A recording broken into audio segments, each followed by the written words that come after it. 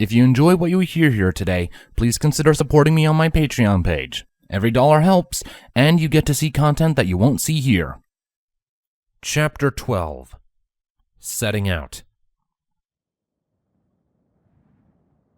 After a long trip, the gleaming spires of Canterlot were certainly a most welcoming sight for Queen Twilight Sparkle and her changelings. And, as expected, Canterlot was ready to receive them, and they had rolled out the red carpet. As they approached the city, a small contingent of royal guards flew up to escort them to one of the castle's larger courtyards, and they fell into position flanking the queen. From their vantage point high in the air, as they passed over the city, all of the buildings and citizens down below seemed like distant ants, though the distance lessened as they progressed through the city's airspace. Approaching the castle, they lowered their flight path and readied for landing, though they only needed to do so slightly, as the castle was higher up on the side of the mountain than the rest of Canterlot. Finally, they passed over from the city, crossing the outer wall and into the castle itself. They bypassed the entrance as the swarm flew straight over the decorated rooftops and into the royal gardens. It was here the guard escort disengaged and left the changelings to their landing. However, a large group of ponies were already awaiting their arrival in the large courtyard. Celestia stood at the head of the throng, accompanied by Captains Broadsword and Vladimir Vespertilio. The courtyard itself was a large square shape with various bushes crafted into different shapes. Each and every single one was individually a work of art. At the center of the courtyard was a large stone gazebo with a glass roof, from which 4 large pathways spanned out on each side, each one leading towards a doorway into the castle, or visitor's runway, leading them up to the gazebo and the waiting hosts within. Aligning with the path, Twilight was the first to touch down. The Changeling Queen sat down lightly, but urgently. Spike and Scorpion landed not a second behind her, and the rest of the changelings all piled in after them. Spike and Scorpion saw their queen signal them with a nod to stay back with the rest of the changelings as she herself briskly approached the gazebo and its occupants. Was it too much to just meet us at the front door? Twilight inquired, coming to a stop just in front of the gazebo. You know how much I hate all this pomp and circumstance. With a chuckle, Celestia stepped forwards and shared a warm, welcoming nuzzle with Twilight. Next time, I'll leave you waiting in the hallway. How about that? Pfft, funny. But seriously, what's with the welcome?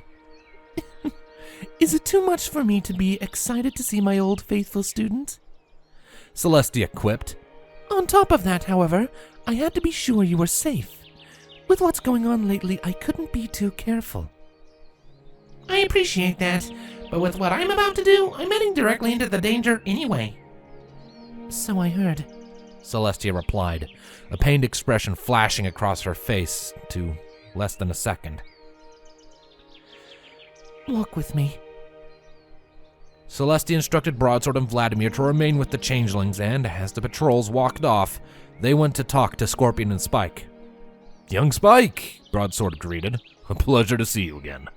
"Likewise," the dragon responded. "And you too, Scorpion," Vladimir added in. "I take it the journey was smooth?" "No crazed afflicted changelings sighted," Scorpion confirmed. "Which was a relief. I'd rather not find out what process caused that to happen to them. I can only imagine captains finer than I had fallen victim to it." "Oh, don't say that. You're probably the finest changeling guard captain your species has to offer. Twilight wouldn't have given you the job otherwise," Vladimir stated. "Captain Cardis did leave some pretty big horseshoes to fill." "Thank you for the vote of confidence." "You're welcome. You'll have plenty of it during the coming days." "Ah, I take it you're all coming with us then?" Scorpion inquired. "Wouldn't surprise me," Spike interjected. "Celestia began making plans the moment she received my message, didn't she?" "Pretty much," Broadsword confirmed. 3 helicopters, 5 guards each one containing a different squad of lunar, solar, and changeling guard respectively. I ride with my guard, Vladimir with his, and assumedly you lot with yours."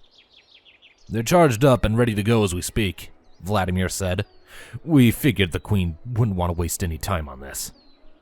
"You figured correctly," Scorpion confirmed their suspicions. Will you be arranging for the rest of our changelings to return to the Hive? We'll make doubly sure that they all get back in one piece, Broadsword assured the changeling. Or at least our XOs will. They'll be in charge during our absence. Good to know. Anyway, Vladimir continued, we'll be stopping briefly in the Crystal Empire on the way there, and then continuing forth to the Hive. Will any crystal ponies be joining us? No. Our current convoy won't have enough room on board, and the Crystal Empire has no helicopters of their own stationed there. We're not sure about Shining Armor, but that'll be decided when we get there. He would stow away on board one of them if it meant being there for his sister, Spike joked. He's determined like that. The three of them conversed a little while longer after that. The rest of the changelings and ponies alike around them remained patient and professional until they had their orders to carry out. Eventually, the wait would indeed come to an end after Queen Twilight Sparkle's voice reached out over the hive mind, specifically to Captain Scorpion. Scorpion, have Spike and both pony captains meet with us in the training grounds, Twilight commanded over the hive mind. Right away, my queen, Scorpion acknowledged. Scorpion? Vladimir called out questioningly. What is it? It was Twilight, he explained. She has commanded us to meet with her and Princess Celestia in the training grounds. Ah, he responded. Well, that would be where they are currently located, ready to go when you are. The Thestral knew why they were going down there. It was, after all, the same place where they had landed after the assault that killed Infiltrator Serpens all those years ago. He still remembered the flurry of activity that night as doctors rushed away the wounded, including the battered then-Commander Broadsword. It was also where they had taken away Sergeant Longshot's body to be interred in the morgue. It was all because, ever since helicopters had come into military service 10 years prior, that was where their pads had been set up.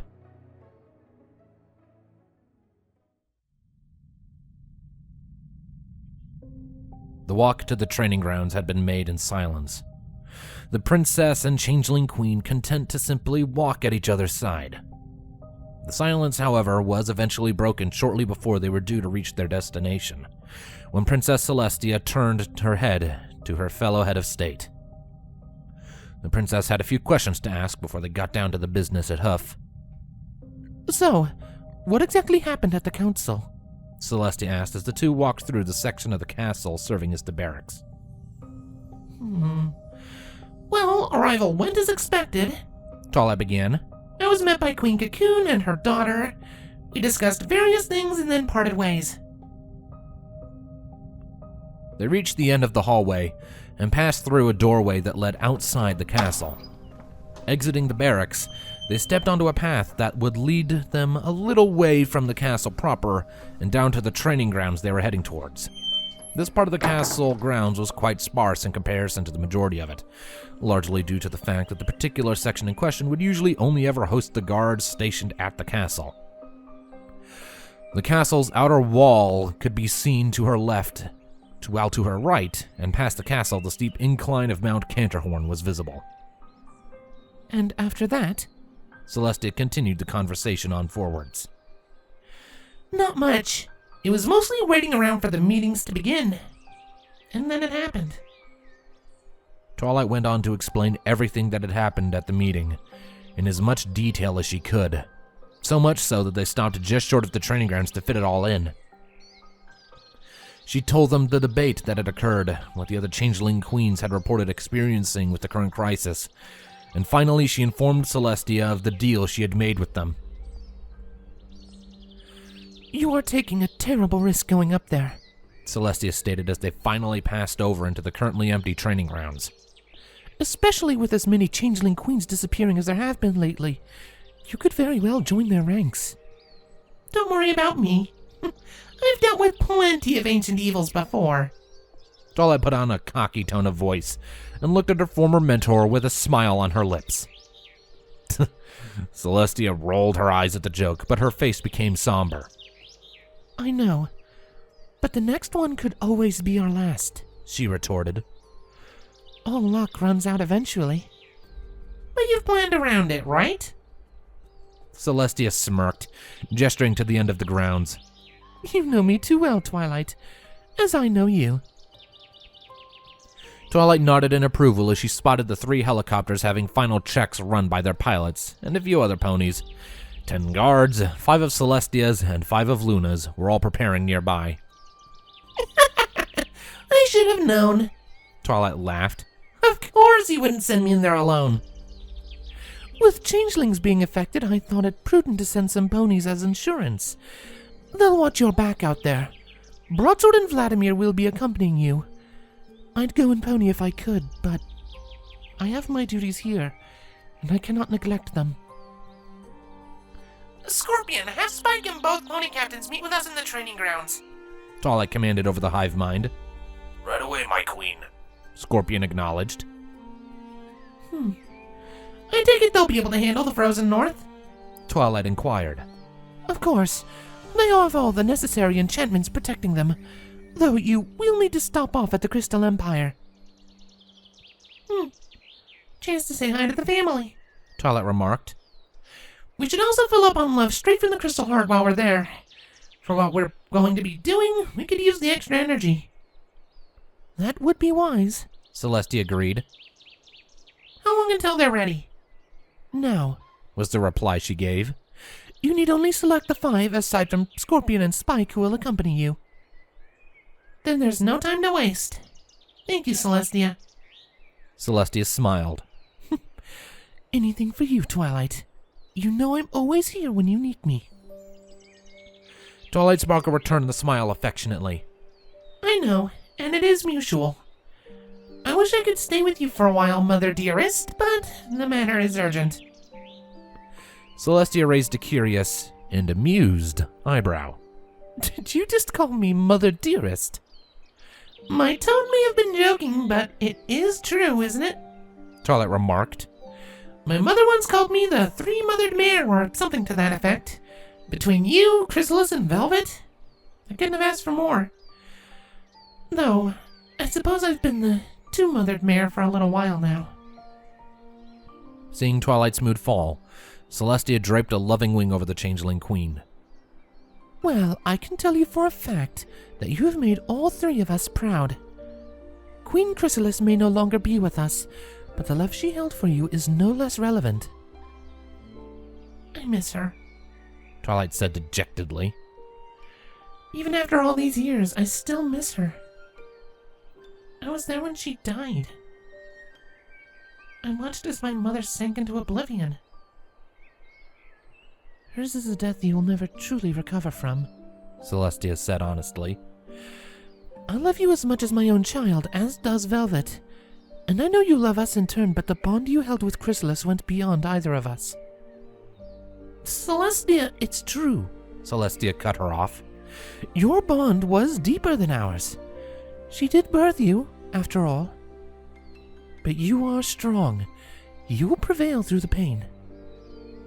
Twilight didn't do anything for a moment, and when she did, she simply smiled and leaned her head against Celestia's. The 2 remained content in their tender moment for what seemed like an eternity. But this showing of their vulnerable sides, however, was cut short by an awkward cough to their left. Quickly regaining their composures, the Royal saw Broadsword, Vladimir, Spike, and Scorpion all arriving as expected.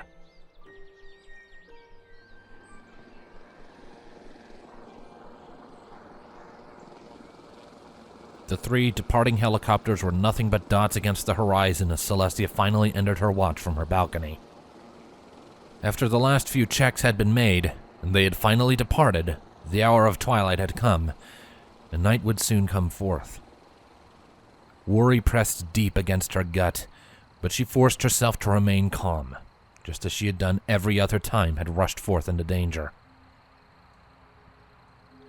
I heard you and Queen Twilight had a rather touching moment earlier, Princess Luna stated teasingly as she joined her sister on the balcony. It was apparently a rather adorable display. Oh, shush. Celestia flicked her sister with her ethereal tail, but couldn't hide her own smirk. Have you even thought about having your own child? For the record, I do think you would be a great mother, looking at your bond with Twilight. I would need to find the right stallion first, Celestia joked. Mother knows Cadence has been trying to hook me up in that regard. Luna chuckled. Indeed. What about you? Celestia teased. Any stallions catch your eye? Tia! What goes around comes around, dear sister. Celestia faced her sister for a few moments more before turning her head to look out on the horizon once more. Twilight's entourage was no longer in view, something that only added to the already substantial worry she held. Luna turned to leave, but as she did so, she glanced back at Celestia and said, She will be fine. You'll see, sister. She smiled confidently. But night court opens soon. You know where to find me should you need anything. With that, Luna departed again. Celestia didn't even glance towards her sister as she did so, continuing to look out in the direction where Twilight would be traveling. I hope you're right, sister dearest. I hope you're right.